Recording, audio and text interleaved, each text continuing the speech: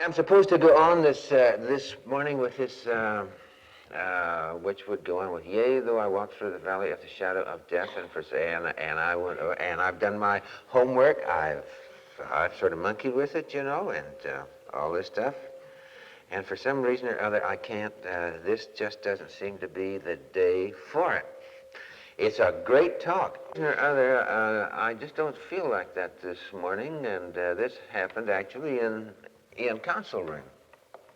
And it's been a kind of a growing thing. And I'm going on with the Beatitudes here, this thing about, the amazing thing about the Beatitudes, and this is a thing.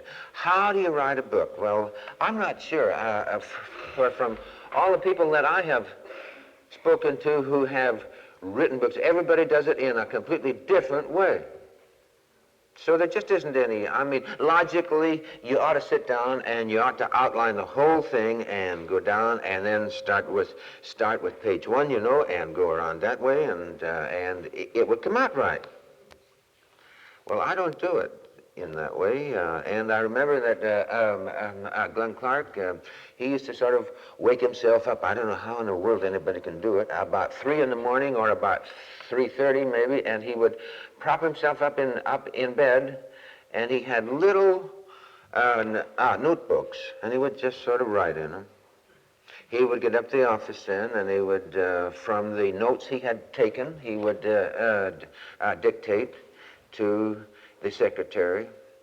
And I mean, he would just write whatever came into his mind then. Well, naturally, day by day, these things were not related most of the time.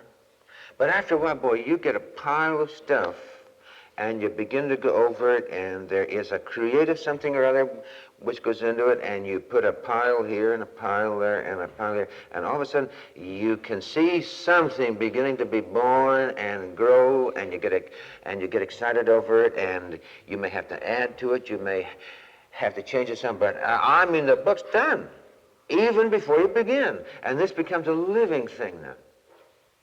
Well, with me, I just begin to write, that's all, and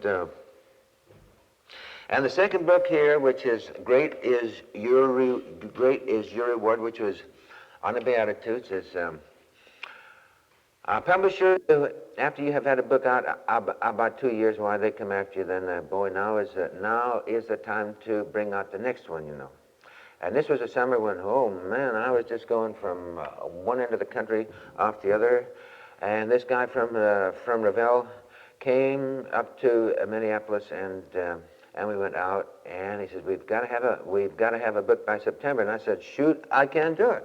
He said, you've got to do it. I said, look, I haven't got any time. I'll be traveling all the time, and furthermore, I don't have any ideas about a book. Well, he says, you got to have one. He said, everybody has got to have a book after 2 years. I said, forget it. I ain't going to do it. I said, I just haven't got any ideas, and I haven't got the time either. So, well, this thing sort of bugged me all summer long, and it was kind of going around in my mind. And then came the Montana camp the first week of August, and I got up there, and periodically this thing, a book, would go through my mind. I said, shoot, I don't say any, but there's no possibility of it. I got up to the Arkansas camp, and Marcia was up there, and the whatever her name, Osborne from Iowa was up there, Vivian Osborne, and I don't know who all was up there, but for some reason or other, it was just as if somebody stuck a pick in me where it would do the most good, and man, it was just like I was a person possessed. But it was as if I were standing off to the side, looking at myself in amazement, saying, "What's got into you?"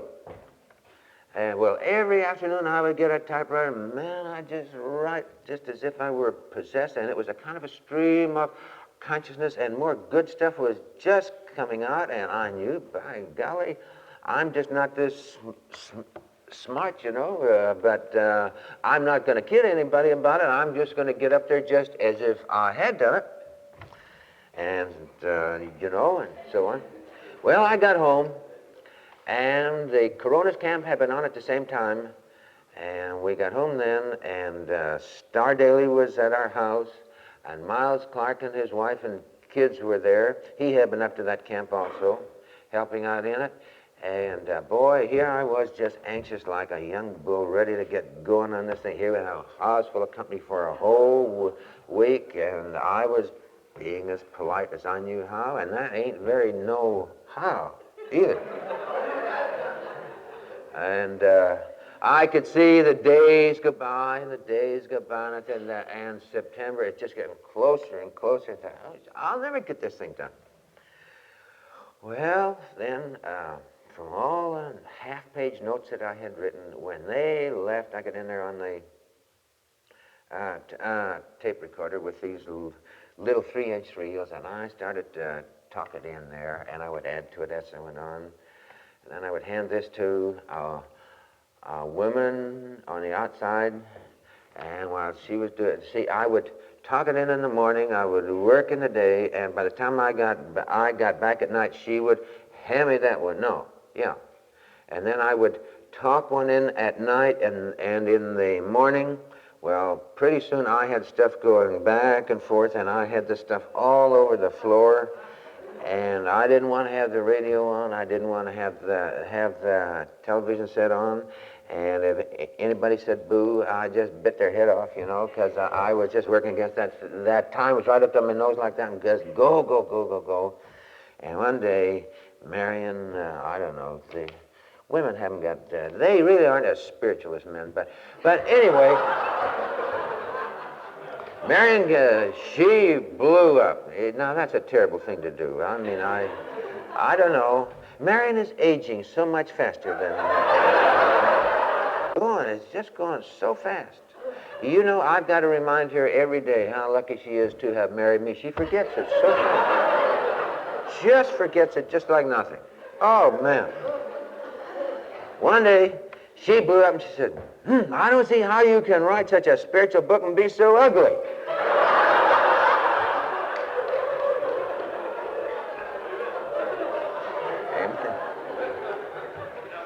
I don't know whether she was mentioning about how I looked, or I don't know what she's talking about. But anyway, boy, I mean, papers are flying all over the house. Well, by golly, on Labor Day, and that was a good day to do it. I had given birth on Labor Day. I mailed the doggone thing in. And I have done. It's amazing that when you get into that sort of I don't know what it is. You can go back and you can read your own stuff and you say, boy, that's good for you. Doggone well that you didn't do it. I mean, something else got in here. Well, anyway, after the whole thing is written, then you go over and you read what you have written. Now, you ought to know what you've written before you start it. But, I mean, you go over it and you have to write a preface, and all that stuff. And I read it and say, well, doggone it, I didn't know this before. And so from what you have written, I write the preface, which ought to have been written first.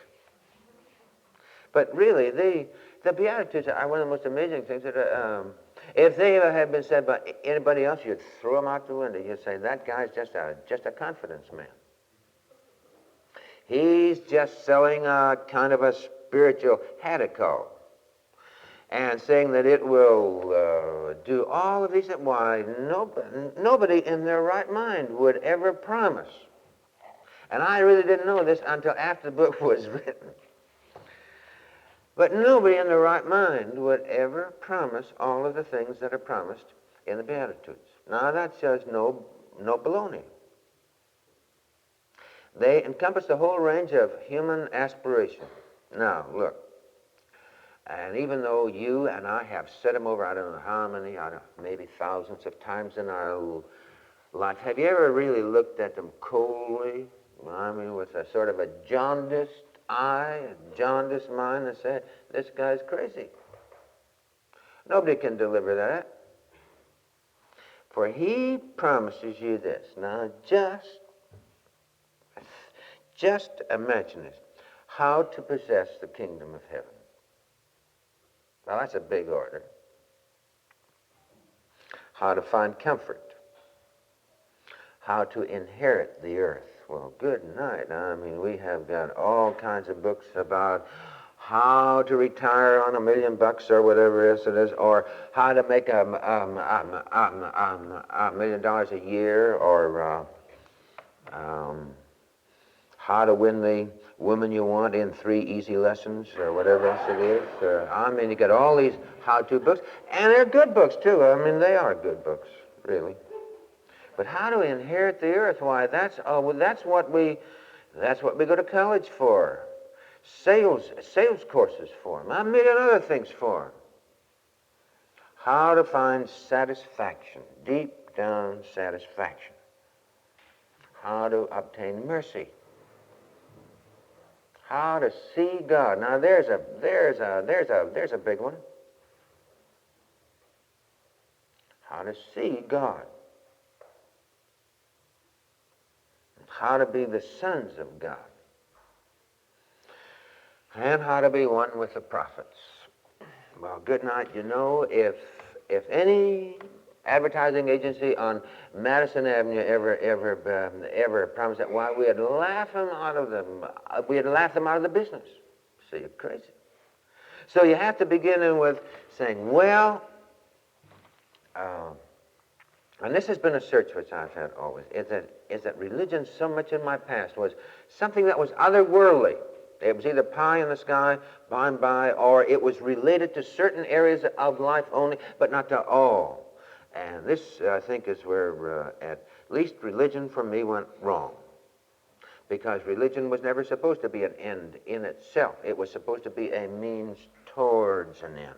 A doorway through which you enter. A mode, a method, a means by which you came into right relationship to the whole cosmos, including yourself. Interior and exterior. Life falls into place.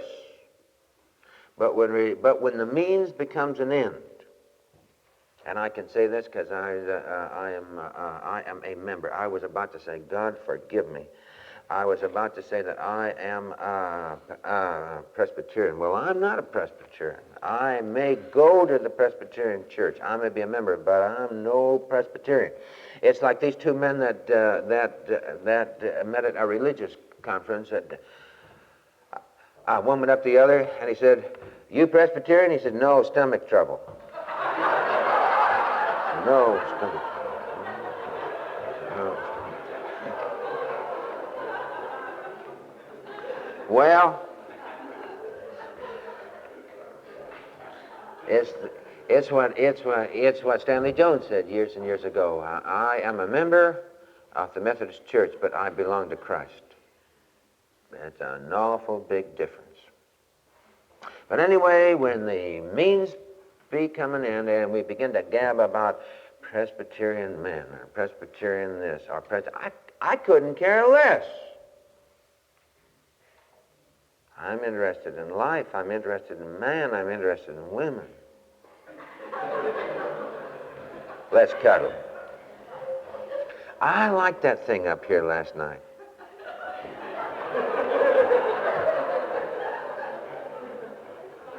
My prayers have been, and you know what?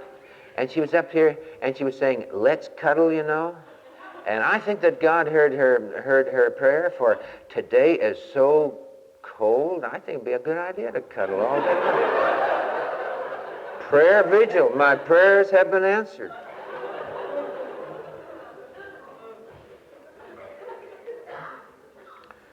Well, anyway, to promise that is a big mouthful.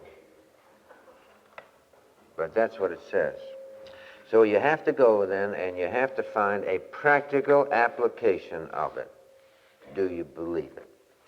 Not as something totally unrelated to the here and the now and to nuts and to bolts and to bread and to shoes and to shirts and to eating and to sleeping and to shaving and all that stuff, but something that is part and parcel of it. Religion, if it is true, if it performs a job that it is supposed to perform, ought to relate you, not separate you from life and from living.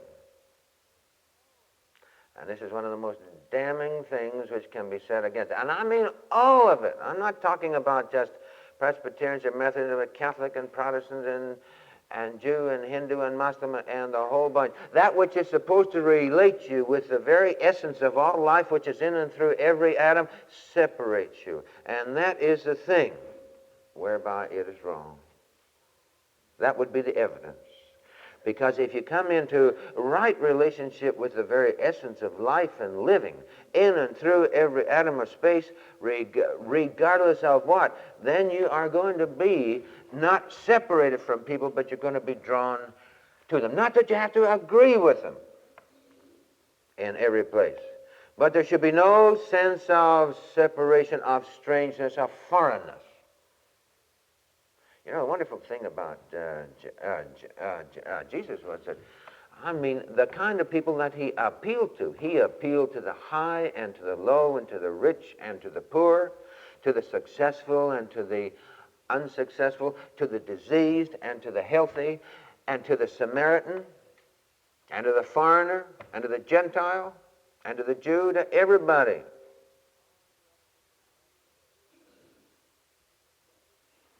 And all the Beatitudes are tied together by one word: blessed are those. In other words, I won't go into the whole thing here, for I'm afraid if you do that you won't buy the book, and that would hurt me way down. But it means to be like.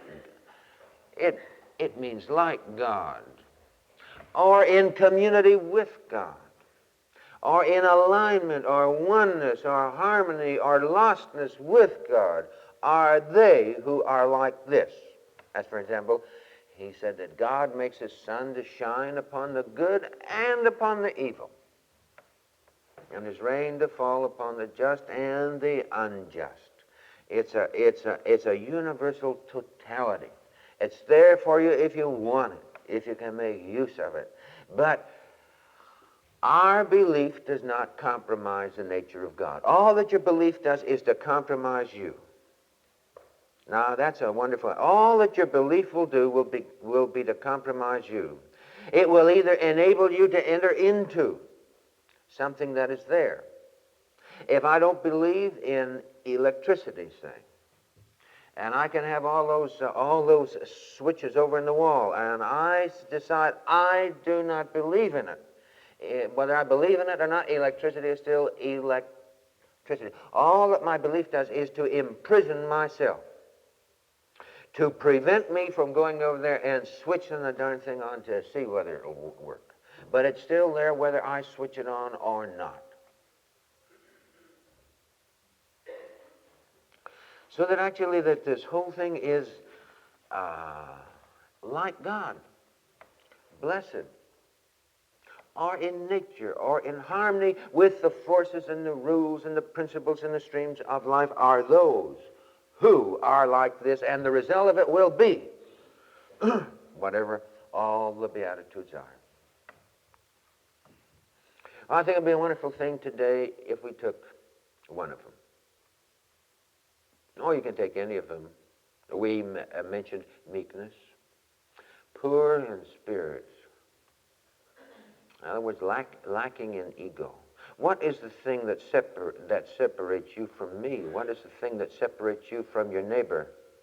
What is this thing called pride, ego? This thing that enables me to say I. And in the very process of saying I mean. Not you, not you, not you, not you, not he, she, it, trees, rocks, stars, sky, room, anything else. I have extracted myself out of the total wholeness. Have you ever seen a child before that old ego grows to the point where he becomes estranged from his papa, from his mama, from the room? Have you ever seen a child early when it will be actually playing with a sunbeam, and it just automatically seems to flow with the winds of life and gets along just great. Everybody loves it. Then comes a time when and I begin to extract myself from everything else. So I think that blessed are the poor in spirit, blessed are those who are poor in ego. How wonderful it is when you get a person of this sort. I mean, they just go wherever they are, and they are at home. They seem to fit in wherever they are. They are not wearing this old ego, this thing which is so easily hurt, on their sleeve. And whether they're accepted by others or rejected by others doesn't seem to make any difference. They both are. They're just so related to all things.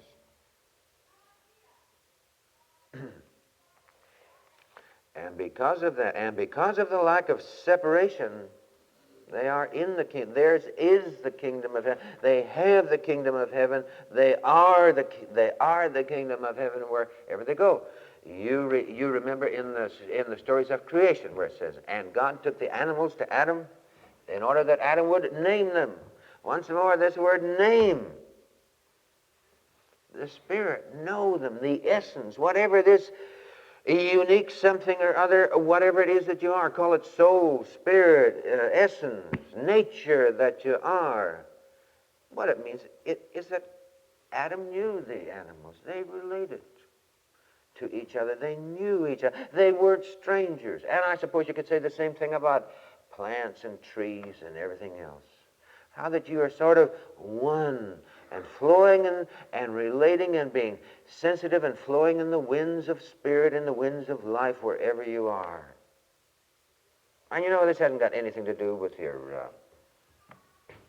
your religion, really. Simply because of the kind of a job that I'm in. I've been over this past 19 years. I've traveled this country in Canada and Mexico and other places, and I've been in high church, I've been in low church, I've been in no church, I've been in metaphysical groups, I've been in Roman groups, I've been in Orthodox ones, I've been in unorthodox ones, I have been with holy rollers and in big meetings and small meetings and everything else that you can imagine. And you know what? I found saints in them all. I mean, literally have. There's no question in your mind that this person is just one with life. That whatever she does, says, I mean, you just know. It's wonderful. It's great. And in all of them, I find just exactly the opposite. You name it. I've got my word for it, but you name your own. Just exactly the opposite. So therefore, it cannot be the scaffolding of the theology. It cannot be the scaffolding of the particular group or church. Because within them all, there's saints and there's devils.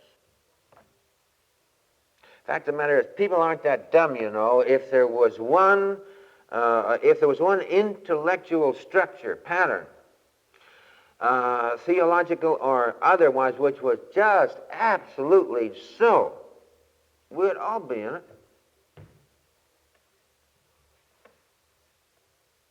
But if one particular intellectual pattern happens to appeal to it could be your national background, it could be your schooling, it could be the part of the country you're in, you know, and all of this.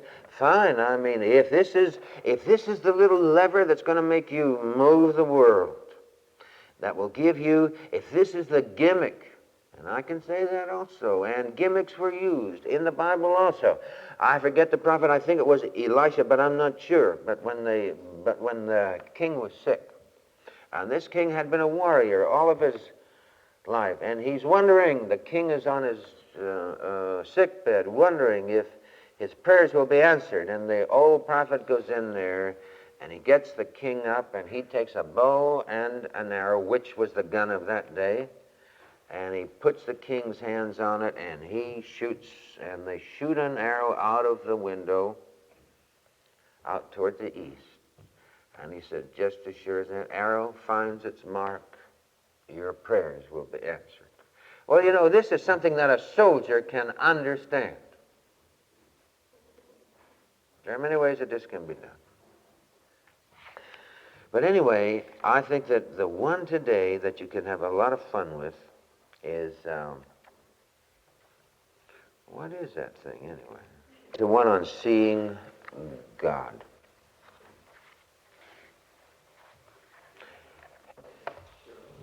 The pure in heart, for they shall see God. Have you ever seen God? I mean, now, without being airy-fairy, spiritual, something or other, but have you ever seen God? Well, it's in there. And as far as I'm concerned, either he meant what he said, and I mean literally, materially, objectively meant it, or else he was some kind of a spiritual confidence man. Because he was talking to just plain, ordinary people, like you and me, and they were understanding him in one way, and if he was using words which he knew they were understanding in one way, and he was really sort of performing some intellectual gymnastic tricks in his mind, saying, yeah, they think I mean this, but I really mean something else. He wasn't honest. About in the early 40s, an old book, I haven't been able to find that book since. I don't have any idea what the title of it is. I found an old book which was about Hindu mystics. And it told about how they went into these states of ecstasy. I don't remember their names even now, but I got just completely fascinated with that book, and every so often in there it would tell how they would go down by some river or mountain or whatever it was, and they would sort of breathe in and breathe out. So I decided on my own, I didn't say anything to anybody, that I was going to do that. And I would get to my room, or I would sit on the back porch, and I'd breathe in and out and in and out, and it really did happen. There would be like a click every so often, and I used to be able to do this at will. And all of a sudden there was no otherness. All of a sudden I was the wind and the moon and the stars and the past and the present and the future, and I was in it seems the very womb, the very heart of creation.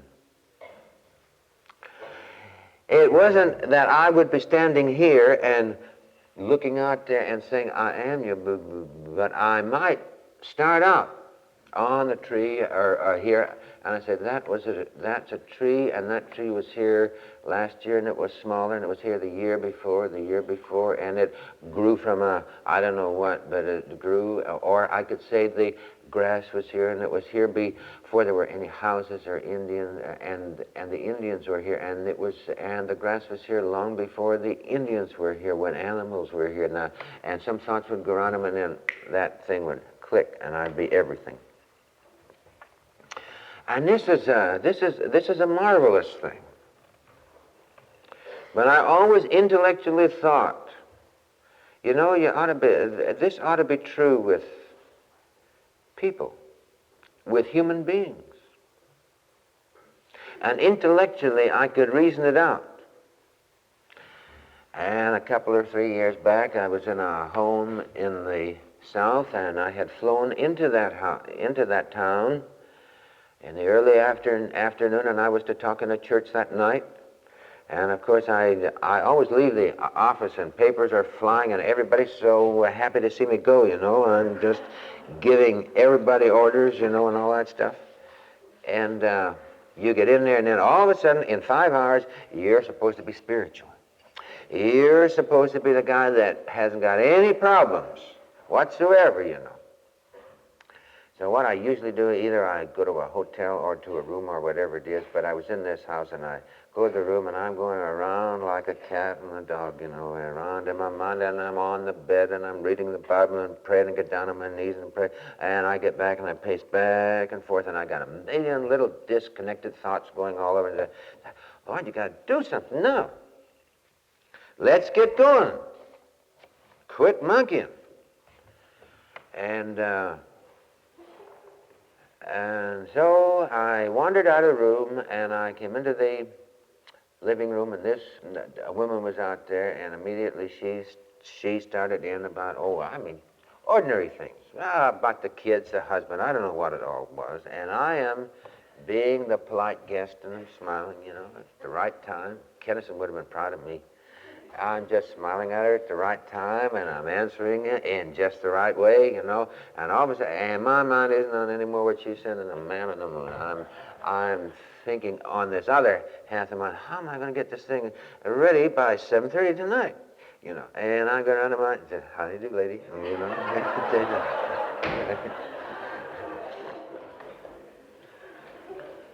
And as I said, this was not a spiritual conversation. It was our kids' football dishes, I don't know, measles or mumps or I don't know what all. And all of a sudden it happened. It really did happen.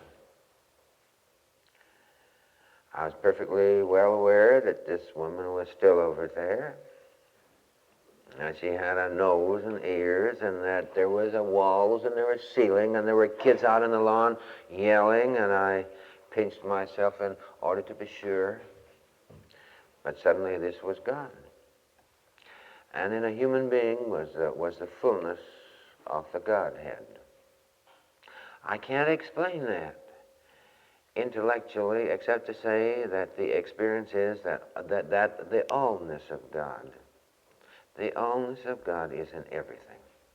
And the allness of God, if you have eyes to see, and I can imagine that this must have been the frustrating thing that Jesus meant when he says, what's the matter with you? You have eyes and you don't see.